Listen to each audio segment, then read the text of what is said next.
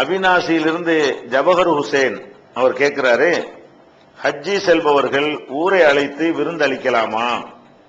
இந்த ஊரை அழைத்து விருந்தளித்தல் என்பது நேரடியாக இப்படி அளிக்கக்கூடாது என்றோ அளிக்கலாம் என்றோ நமக்கு ஆதாரம் கிடையாது.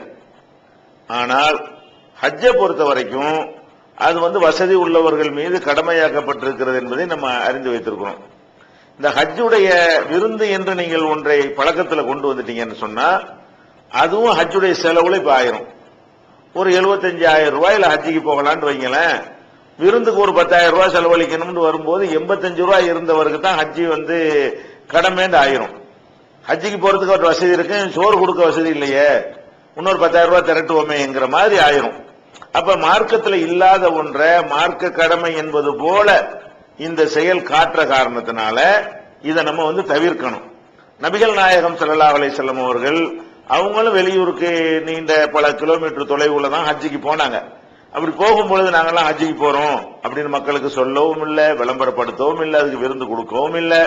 அப்ப நபிகள் நாயகம் ஸல்லல்லாஹு அலைஹி வஸல்லம் காட்டாத ஒன்றை நாம செய்யக்கூடாது. ஒண்ணு. இரண்டாவது இந்த ஹஜ்ஜிங்கிறதோ மற்ற வணக்கங்கள் எதுவாக இருந்தாலும் அல்லாஹ்வுக்காக இஹ்லாஸாக இறை திருப்தியை நாடி செய்யக்கூடிய வகையில தான் அமைந்திருக்க வேண்டும்.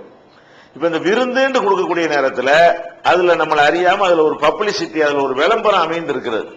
அதாவது ஒரு ஹஜ்ஜிக்கு போறாராம், என்னமா ஹஜ்ஜிக்கு போறாரு அதுதான் விருந்து அப்படின்னு சொல்லும் பொழுது நாம ஹஜ்ஜிக்கு போறோங்கிற ஒரு நியூஸை மக்களுக்கு சொல்லணும் என்பது அதற்குள்ள அடங்கி விடுமையானால் நம்முடைய அமலுக்கு நன்மை இல்லாம கூட போயிடும்.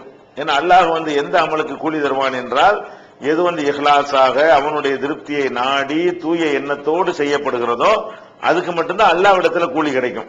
அப்ப அல்லாஹ்விடத்துல உள்ள கூலியை நமக்கு இல்லாமல் ஆக்குற ஒரு செயலாக இந்த விருந்தளித்தல் என்றது அமைந்துவிடும். ஹஜ்ஜுடைய செலவுல இதுவும் சேர்க்கப்பட்டுவிடும்.